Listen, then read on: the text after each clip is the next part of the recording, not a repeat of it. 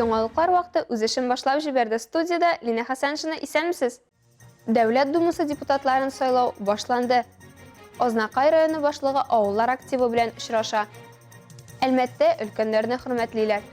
Бу һәм башка яңалыклар турында мин һәм яңалыклар вакыты иҗат төркеме сөйләячәкбез. 17, 18, 19 сентябрь көннәрендә Россия күләмендә 8-нче чакырылыш Россия Федерациясе Федераль җыены Дәүләт Думасы депутатларын сайлаячакбыз.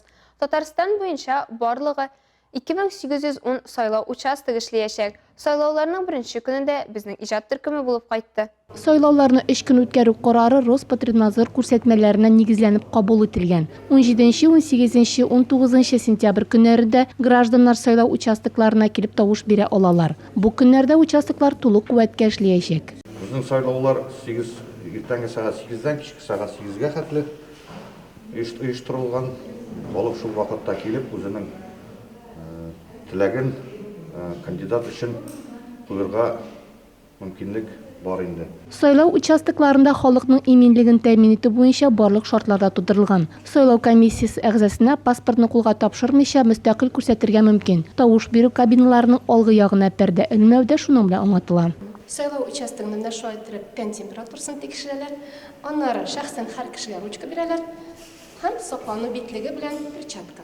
Әлмәт районының шәһәр һәм авылларында сайлау участокларына беренче көнне үк килүчеләр күп. Көн салкынча һәм болытлы булуга карамастан, халык актив рәвештә үзенең гражданлык позициясын белдерә. Безнең Габдрахман авылында 805 номерлы сайлау участогы. Безнең сайлау участогында 1000-нән артык, төгәлрәк әйтсәк 1147 сайлаучы теркәнелгән. Хәзерге сәгатькә 20%-тан артык сайлаучы килеп сайлап китте. Менә үзегез күрәсез. Күп кеше килде. Бу безнең өчен көтелмәгән, бу безнең өчен бик куанычлы. Өйдә утыручы, лаеклы ялда бала белән утырам. Иртән итеп тору белән баламны кешегә калдырып, сайлауга килдем. Сайлауга килү инде һәрбер кешенең дә бурычы дип саныйм. Чөнки ул безнең тормыш.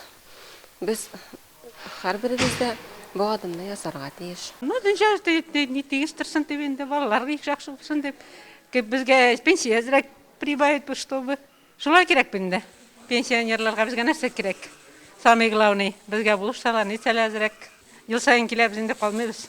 Раз обязанность булгач инде килергә тиеш. Долг тисәк тә буладыр инде. Обязанность. Һәрбер кеше килергә тиеш бит инде. Кемдер сайларга тиеш.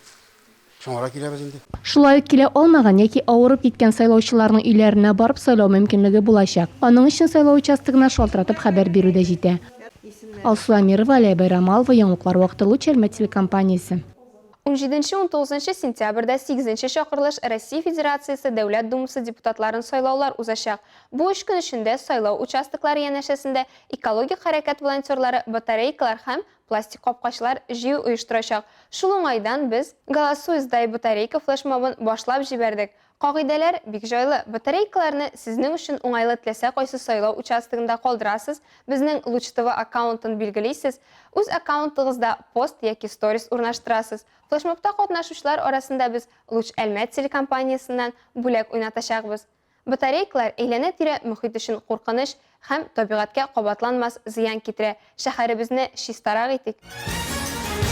Азнакай муниципаль районы башлыгы Марсель Шайдуллин һәм аның урынбасары Роза Галеева авылларга чыгып республика һәм федераль программаларның үтәлешен карады, шулай ук халык активы белән очрашты. Тулырак Эльмира Шәрифуллина сөйли.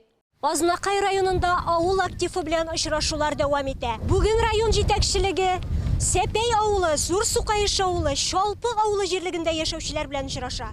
Җыенда авыл җирлеге башлыклары, укытучылар, укучылар, әти-әниләр, ветеран укытучылар катнашты. Сәпәй авылы җирлеге башлыгы Фәния Галиева башкарылган эшләрне санап, матди яктан ярдәм иткән өчен район җитәкчелегенә зур рәхмәт сүзләрен җиткерде. Бакчага йөрүче кичкенәләр кунакларга тәрбияче апалары иҗат иткән шигырьләрне сөйләделәр. Сүз уңаеннан Сәпәй авылы балалар бакчасына 9 бала йөри икән. Алга таба авыл җирлекләрен төзекләндерү программасының тормышка ашырылуы каралды. Сәпәй авылында программа нигезендә юллар төзекләндерелгән, спорт мәйданчыгы төзелгән. Алга таба шундый ук чара Зур Сукайыш Шолпы авылында да уздырылды. Сукайыш авылы җирлегенә барысы 4 авыл керә. Халык бик тырыш, бердәм диде авыл җирлеге башлыгы. Бу җирлектә танылган генерал Булатов, социалистик хезмәт геройлары чыккан. Бүгенге көндә ветераннар советы актив эшли. Һәр вакыт бәйрәмнәр белән котлыйбыз, туган көннәрен билгеләп үтәбез. Менә бүген дә безнең бер гаиләнең өйләнешкәннәренә 50 ел аларым да барып котлап килми иртәнге яктан. Ветеран үзебезнең ветераннарыбыз бик актив, без бөтен эшдә актив катнашабыз. Данлы якташларга багышлап ачылган һәйкәл яны төзекләндерелгән, юллар түшәлгән. Бу авылда бик күренекле шәхесләр яшәгән һәм эшләгән үз дәверендә.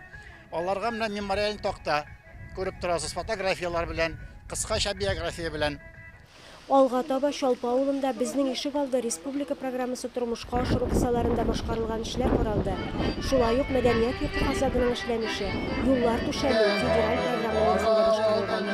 Шунысын билгеләп үтәргә кирәк.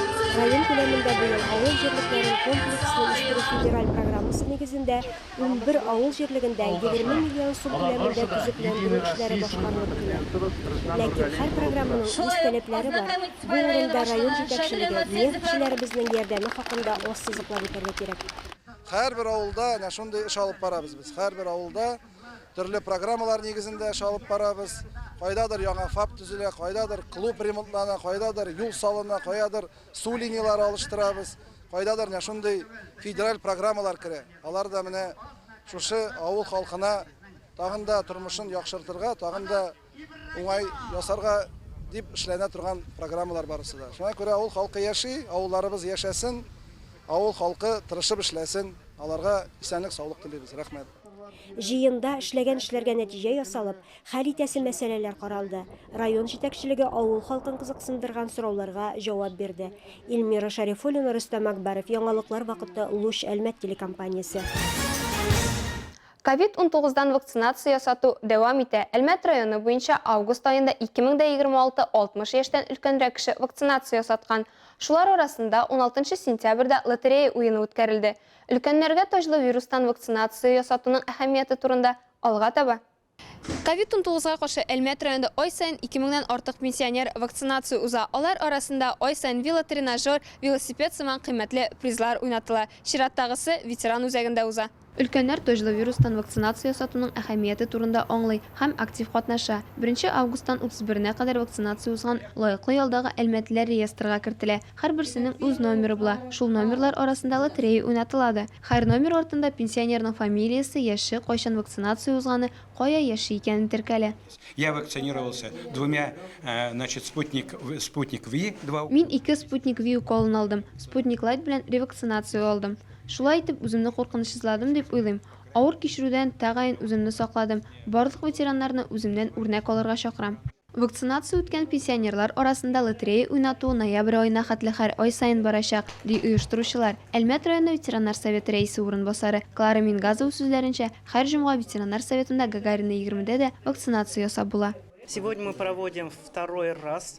Бүген без икенче тапкыр 60 яшьтән өлкән булган COVID-19-га каршы вакцинация узган пенсионерлар арасында спорт инвентарен уйнатабыз. Скандинавия йөрүшле 5 пар таяк, тренажер, велосипед уйнаттык. 42-нче елгы, 45-нче елгы, 59-нчы елгы кешеләр дә бар иде. Бу атнада 60 яшьтән узганнар арасында автобаба ярышы булып узды. Ул 1 октябрь көнне узачак өлкәннәр көне уңаеннан оештырылды. Автомобильне иң оста итеп кайсы баба йөртүе алдагы сюжетта. Конкурс башта Әлмәт бабайлары арасында булды. Аннары Әлмәт зонасына кирүче Зәй, Сарман, Мөслим, Азнакай, Баулы, Лениногорск оста машина йөртүчеләре кушылды. Бабайлар показывают свое үзенең мастерство. Яшь кешеләргә күрсәтәләр, что бабай еще что-то могут.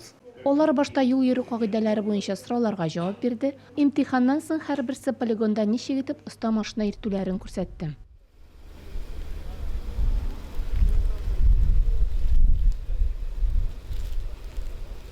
Конкурста катнашучыларның күбесе машина йөртү таныклыгын беренче мәртәбә 30-40 ел элек алганнар. Нәфис Абыйманнанов машина йөртергә 1967 елда армиягә барга чирәнә. Шуннан бирле рульдә. Бүген дә тормыш иптәше белән бергәләшеп Лада Гранта машинасында җилдерә. Күбесенчә Әлмәттә районнар буенча да йөрибез. 90 яшькә кадәр руль артында йөргә җыенам әле ди.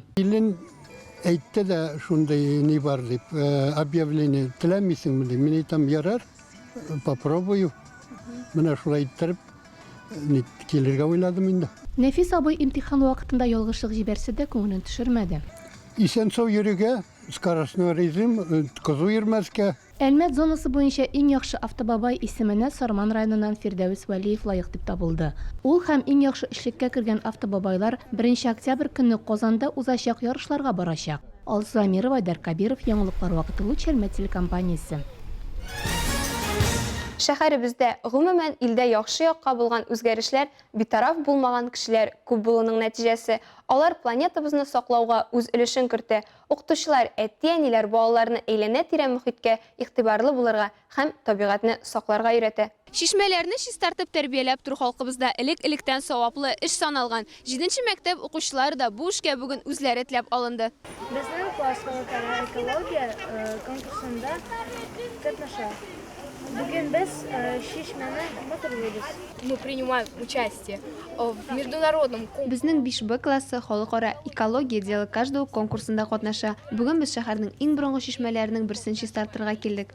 Бәләкәйдән балалар экология нәрсә икәнне белсен, әйләнә-тирәне сакласын һәм хөрмәтләсен өчен әлеге конкурста катнашабыз, ди 7нче мәктәпнең география укытучысы һәм 5нче Бның класс җитәкчесе Венера Сюняева. Почему мы выбрали этот родник? Шәһәр үзәгендә Авражный урамында урнашкан шишмә күптән ташландык. Шуңа күрә чистартырга булдык. Эшебезне күрсәтеп, халыкара конкурста да катнашырга телибез. 5нче класс көченнән килгәнне эшләде. Агач ботакларын КамАЗга төяде, усаклар утыртты, күперне буй. Дари Добро игелек бүләгит фонды җитәкчесе Гөлнар Әюпова сүзләренчә, Агуат җитәкчелеге бу кешелекле эштә ярдәм итә. Большой слаженной работе Агуат компании плюс экология. Экология 7нче мәктәпнең директоры безнең фондта читтә калмады. Балалар шишмәне моторларга килде. Шәһәр җитәкчелегенә зур рәхмәт. Балалар җыештыра, буй һәм үз тырышлыгының нәтиҗәсен күрә. 18 сентябрьдә Әлмәттә Татарстан кроссы 2021 кысаларында ел сайын үткәрелә торган йөгереш узачак. Ул сәламәтлек милисы спорт йөгерешен һәм традицион Әлмәт музыка ярым марафонын берләштерәчәк. Сәгать 11дә Нефтчеләр мәйданында сәламәтлек милисы масса күләм йөгереш старт ала. 12дә Әлмәт ярым марафоны 2021 җиңел атлетика ярышы башлана. 19 сентябрь безнең шәһәрдә мәдәни күңел ачу чаралары узачак. Нефтчеләр мәйданында 12дән сәгать 9га кадәр Мин бәхет сайлы фестивале узачак. Ул халык күңел ачулары, Россия һәм татар эстрадасы йолдызлары концертын, гастрономия мастер-классларын, милли саулык акциясын үз эченә ала. Нефтчеләр үзәк мәйданында шәһәр артистлары, коллективлар, Джембери кавер төркеме, Мингазов татар кавер төркеме, Слэм Игорь Шип, Анет Сай шәһәр халкына чыгыш ясаячак. Бу сезгә җиткерәсе соңгы мәгълүматыбыз иде. Мин Лина Хәсән, шуны һәм монтажер Алия Бәйрамалова сезнең белән сау булашабыз. Исән-имин булыгыз.